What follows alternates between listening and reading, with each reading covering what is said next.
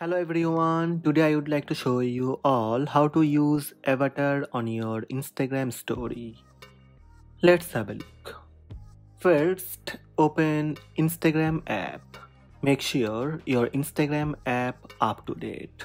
Tap plus sign on top right to create a new story. Tap story.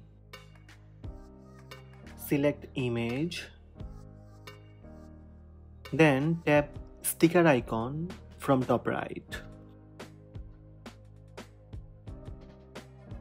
Here you will see avatar. Tap avatar sticker. Make sure you create your own avatar on Instagram story. Otherwise, you need to create your own avatar. Tap on the card on top right to check how to create new avatar on Instagram. Now choose any sticker from sticker list and you can resize your own sticker.